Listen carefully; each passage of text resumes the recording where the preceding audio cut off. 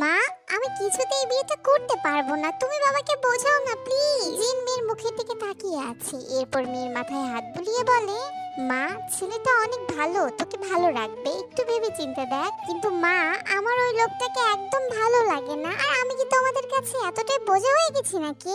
দেখতে আসলে বিয়ে হয়ে যায় না, এটা বলে ওদের সামনে সেজে গুজে নিয়ে বসালা, এখন ঠিকই বিয়ে দিয়ে দিচ্ছ।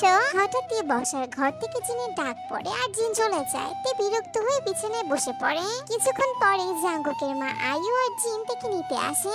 আয়ুকে দেখে তে আর কিছু বলতে পারে না। কিছুক্ষণের মধ্যে কাজী সাহেব চলে আসে, বিয়ে পড়াতে শুরু করে দেয়। এরপর জাঙ্গুকের ডেকে পাশাপাশি বসানো হয়েছে। জাঙ্গুককে কবুল বলতে বলেছে, সে সাথে সাথে কবুল বলে দিয়েছে। এবার তে পালা। 10 মিনিট হয়ে গেছে, তে এখনো কবুল বলছে না। তে মা বোন সবাই কবুল বলতে বলছে, কিন্তু তে বলছে না। এক পর্যায়ে নামজুন ভীষণ রেগে যায়, ধমকের সুরে থেকে কবুল বলতে বলে, তে তামাশা না করে কবুল বলো, আমি এখান থেকে উঠলে একদম ভালো হবে না। বাবার রাগী কণ্ঠে এরকম ধমক শুনে তে ভয় পেয়ে যায়। এমনিতেও তে ছোটবেলা থেকে বাবাকে ভীষণ রকমের ভয় পায়। এরপর তে 3বার কবুল বলে ফেলে। আলহামদুলিল্লাহ ধ্বনিতে পুরো বাড়ি ভরে যায়। উপস্থিত সবাই মিষ্টি মুখ করছে, শুধুমাত্র তে গোমরা মুখ করে মাথা নিচু করে বসে আছে। বাবা সহ সবাই এখানেই আছে, যার জন্য উঠেও যেতে পারছে না। এর মাথাটাও প্রচন্ড ধরে আসছে, আর পাশে অসহ্য বিরক্তিকর মানুষটাও বসে আছে। বিয়েতে জাঙ্গকের বন্ধু সহ কিছু কাজিন এসেছিল, তারা তেকে বিভিন্ন পোজ দিতে বলে, কিন্তু তে তো মাথা তুলেই তাকায় না। দুজনকে একে অপরের হাত ধরতে বলে, কিন্তু তে সেটাও করে না, তার দৃষ্টি তো ওই ফ্লোরে সীমাবদ্ধ আছে। এরপর জাঙ্কুক নিজে থেকে তের হাত ধরে আর কাজিনরা ওভাবে ছবি তুলে নেয়। এরপর তে মাকে বলে নিচে ঘরে চলে আসে, ভেতর থেকে দরজা আটকে দেয়। রেগে মেগে পরনের শাড়িটা টেনে খুলে ফেলে। সেফটি পিন দিয়ে আটকানো থাকায় শাড়িটা টান দিতে ছিঁড়ে যায়। তে রাগে সবকিছু ভেঙে ফেলতে ইচ্ছে করছে। লাইট অফ করে অন্ধকার ঘরে বসে আছে তে, চোখ দিয়ে রাগে কষ্টে পানি বের হচ্ছে। এভাবে অনেকক্ষণ ধরে বসে থাকতে থাকতে তের চোখ লেগে আসছিল। তখনই দরজা ধাক্কানোর শব্দে তের হোশ ফিরে আসে, মা ডাকছে। তে কোনো উত্তর দেয় না, চুপ করে বসে আছে। এভাবে জিন কিছুক্ষণ টাকাটাকি করে সারা শব্দ না পেয়ে সেখান থেকে চলে যায়। এরপর তে উঠে ফ্রেশ হয়ে নেয়। এরপর তে একটা 3 পিস পরে নেয়। কিছুক্ষণ পর তের মা আবার আসে ডাকতে, এবারও তে কোনো রেসপন্স করে না। এরপর জিন চলে যায়। বেশ কিছুক্ষণ পরে আবারও দরজা ধাক্কানোর শব্দ ভেসে আসে, তবে এবার অনেকের গলা পাওয়া যাচ্ছে। তের বাবা মা বোন, জাঙ্কুকের বাবা মা ভাই সবাই এসেছে। তে ঘরে কি করছো, দরজা খোলো, সবাই তো চলে যাচ্ছে, সবার সাথে দেখা করবে না? এবার না গেলে নিশ্চিত বেয়াদবি হয়ে যাবে। আর তারা যাওয়ার পর তের বাবা কি করবে এটা ভেবেই তে দরজাটা খুলে দেয়। তের সাথে দেখা করে একে একে জাঙ্কুকের বাড়ি সবাই চলে যায়, শুধুমাত্র জাঙ্কুক বাদে। জাঙ্কুককে থাকতে দেখে তে তার মায়ের কাছে রান্না করে চলে যায়। জাঙ্কুক সোফায় বসে বসার ঘরে তার বাবার সাথে গল্প করছে। মা, সবাই চলে গেছে, ওই লোকটা আছে কেন, উনি কেন যান নাই? তোদের একটু আগেই বিয়ে হয়েছে, আজকে তোদের বিয়ের প্রথম রাত। জাঙ্কুক অবশ্য থাকতে চায়নি, কিন্তু তোর বাবা যেতে দেয়নি ওকে। একথা শুনে তোর বাবার উপরে প্রচন্ড রাগ হয়, তবে কিছু বলে না। এদিকে প্রচুর ক্ষুধাও পেয়েছে তার।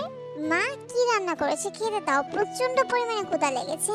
যা, জাঙ্কুককে আগে ডেকে নিয়ে তারপর দুজনে মিলে খা, ও তো কিছু খায়নি। আমি কাউকে ডাকতে পারবো না, খেতে দাও, না হলে নিজেই বেড়ে খেয়ে নিচ্ছে। এইটুকু বলিতে নিজের খাবার বেড়ে খেয়ে নিজের রুমে চলে যায়। ভেতর থেকে দরজাটা আটকে দেয়। বিছানার উপর বসে মনটা হালকা করার জন্য ফোন স্ক্রল করতে থাকে।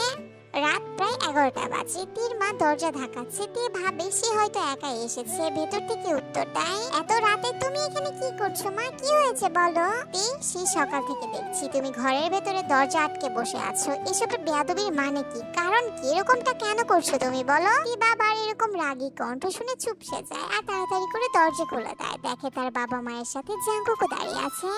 এরপর নামজুন থেকে আরো কিছুক্ষণ কথা শোনায়, সব ওই লোকটার জন্য হয়েছে। এবার তীর মনটা যেন আরো বিষে যায়। জাঙ্কুক, বাবা যাও ভেতরে যাও, অনেক তো রাত হয়েছে, এবার গিয়ে রেস্ট নাও। জাঙ্কুক শ্বশুরের দিকে তাকিয়ে হেসে কথা বলছে। এসব দেখে তীর শরীর জ্বলে যাচ্ছে। বাবা মা চলে যেতে জাঙ্কুক ঘরের ভেতর ঢুকে পড়ে। তে এখনো দরজার কাছে দাঁড়িয়ে আছে। জাঙ্কুক গিয়ে সোজা বিছানায় বসে পড়ে, তার দৃষ্টি তো তের দিকে আছে। তে কিছু বলে না, সোজা ওয়াশরুমে চলে যায়। সেখানে গিয়ে দাঁড়িয়ে আছে। তের মন চাচ্ছে সারা রাত ওয়াশরুমে দাঁড়িয়ে থাকতে। এভাবে 8 ঘন্টা কেটে গেছে। তে এখনো বেরোচ্ছে না। জাঙ্কুক এবার ওয়াশরুমে দরজায় টোকা দেয়। তে, কি করছো, আর ইউ ওকে? কিন্তু তে কোনো উত্তর দেয় না। 10 মিনিট পরে জাঙ্কুক আবারও ডাকতে শুরু করে। তে অনেকক্ষণ তো হলো, এবার বের হও, আমি ফ্রেশ হব। তে কোনো উত্তর দেয় না। ভেতরে অনেক গরম, পা দুটো ব্যথা হয়ে গেছে। আরো 15 মিনিট পরে তে ওয়াশরুমে দরজা খুলে বেরিয়ে আসে। জাঙ্কুক তের পা থেকে মাথা অব্দি একবার দেখে নিজে ওয়াশরুমে চলে যায়। তে বিরক্তি আর রেগে ঘরের সিঙ্গেল সোফায় বসে পড়ে, ফোনটা হাতে নিয়ে চালাতে শুরু করে। 5 মিনিট পরে জাঙ্কুক ওয়াশরুম থেকে বেরিয়ে আসে। জাঙ্কুক দেখে তে ফোন চালাচ্ছে। এরপর জাঙ্কুক বিছানায় বসে, কি দিয়ে কথা শুরু করবে সে বুঝতে পারছে না। শেষমেশ গলা খাকিয়ে বলে, আচ্ছা তে কেমন আছো তুমি? তে ফোনের দিকে দৃষ্টি রেখে বলে সে ভালো আছে। কালকে তো টেস্ট এক্সাম, তোমার কি পড়া হয়েছে? না হয়নি। ঠিক আছে, তাহলে কালকে তোমার টেস্ট দেওয়ার দরকার নাই। না দিব, আমি আর এক্ষুনি পড়া শুরু করব। তীর এরকম কথা শুনে জাঙ্কুক কিছুটা অপ্রস্তুত হয়। জাঙ্কুক বিছানায় শুয়ে পড়ে। তে ফোনটা রেখে সোফাতে বসে বই নিয়ে পড়তে শুরু করে। অনেকক্ষণ ধরে শুয়ে আছে জাঙ্কুক, কিন্তু তার ঘুম আসছে না। একটু আগে তার বিয়ে হয়েছে, কত পরিকল্পনা ছিল বিয়ের প্রথম রাতকে নিয়ে। প্রথম দিনের কাছাকাছি না আসলেও জাঙ্কুক চেয়েছিল কথার মাধ্যমে দুজন দুজনের কাছাকাছি আসবে, মনের কথা আদান প্রদান করবে। অনেক রাত হয়ে গেছে, আজকে শুয়ে পড়ো, না হলে তো শরীর খারাপ করবে। স্যার আপনি কেন জেগে আছেন? আপনি ঘুমিয়ে যান, আমার তো রাত জেগে অভ্যাস আছে। জাঙ্কুক আর কিছু বলে না, ঘুমানোর চেষ্টা করে। কিছুক্ষণের মধ্যে সে ঘুমিয়েও যায়। হঠাৎ করে জাঙ্কুকের ঘুম ভেঙে যায়। তে তো সোফাতে বসে ঘুমিয়ে গেছে, বইটা বুকের উপর পড়ে আছে, ঘাড়টা বাঁকা হয়ে আছে। জাঙ্কুক কি করবে এটা ভাবতে ভাবতে তের বুক থেকে বইটা সরিয়ে টেবিলের উপর রেখে দেয়। এরপর থেকে কোলে নিয়ে বিছানায় শুয়ে দেয়। খাটের এক কোনায় তে আর এক কোণে জাঙ্কুক শুয়ে পড়েছে। কিছুক্ষণের মধ্যে জাঙ্কুকের চোখটাও লেগে আসে। হঠাৎ ঘুমানোর আওয়াজে সে চোখ খুলে তাকায়। তে ওনার শরীরের সাথে জড়িয়ে শুয়েছিল। সেই ওড়নাটাই ঘুমের মধ্যে গলায় জড়িয়ে ফেলেছে। জাঙ্কুক তাড়াতাড়ি করে ওড়নাটা খুলে পাশে রাখতে যায়, কিন্তু জাঙ্কুকের অবাধ্য চোখ জোড়াটা বারবার তের ওড়নাবিহীন বুকের দিকে আটকাচ্ছিল। জাঙ্কুক নিজেকে সামলে নেয়, এরপর পাশ ঘুরে সেভাবে শুয়ে পড়ে। সকালে সবার আগে তের ঘুম ভাঙে, নিজেকে বিছানায় আবিষ্কার করে। আর শরীরে ওড়না না দেখে সে কিছুটা ঘাবড়ে যায়। সে বিছানায় আসলো কি করে? জামাটা বুক পর্যন্ত ওঠানো, প্লাজোটা হাঁটু পর্যন্ত ওঠানো। জাঙ্কুক পাশে ঘুমিয়ে আছে। তে চিৎকার করে জাঙ্কুককে ডাকে। জাঙ্কুক ধরপড়িয়ে ওঠে। রাতে আমার ঘুমের সুযোগ নিয়ে আমার সাথে কি করেছেন আপনি? কি করেছি মানে? বাবা এখন দেখছি সুন্দর না বোঝার অভিনয় করছেন। আমি সোফা থেকে এখানে কি করে আসলাম? আর আমার জামার এরকম এলোমেলো অবস্থা কেন? আপনার কি লজ্জা নেই? আপনি একজন স্যার হয়ে ছাত্রীকে বিয়ে করেছেন, আবার এরকম সুযোগও নিয়েছেন। জাস্ট শাট আপ তে, কি আবল তাবল বলছো তুমি? যা বলছি একদম ঠিক বলছি। আপনি আমার সাথে জোর করে ঘুমের সুযোগ নিয়েছেন। Enough, just shut up your mouth. তুমি সোফায় গাড় কাত করে ঘুমিয়েছিলে, তাই বিছানায় এনে শুয়ে দিয়েছি। আর তোমার ওড়না গলায় পেঁচিয়ে গিয়েছিল, সেটা খুলে দিয়েছি। খুলেই পাশে ফিরে শুয়ে পড়েছে। ঘুমের মধ্যে কাপড় এলোমেলো করে ঘুমায় সেটা নিজেও জানে, কিন্তু হঠাৎ এরকম হাওয়াতে সে এরকম রিয়েক্ট করে ফেলেছে। জাঙ্কুক বিছানা থেকে উঠে ঘর থেকে বেরিয়ে যায়।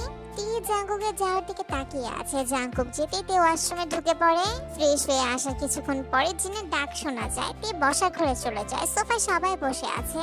কি হয়েছে তে? জাঙ্কুক ওভাবে চলে গেল কেন? উনি কেন চলে গেছে সেটা আমি কি করে জানবো? তুমি জানো না মানে? এক্ষুনি জাঙ্কুককে কল করে আসতে বলো। কিন্তু আমার কাছে তো ওনার নাম্বার নাই। কি বলছো কি? তুমি নাম্বারটাও নাও নাই? তে মাথা নিচু করে দাঁড়িয়ে আছে। এরপর নামজন নিজের ফোন থেকে জাঙ্কুককে কল করে আর টেকে কথা বলতে বলে। হ্যালো, আসসালামু আলাইকুম। আপনি চলে কেন গেছেন? এক্ষুনি আসেন।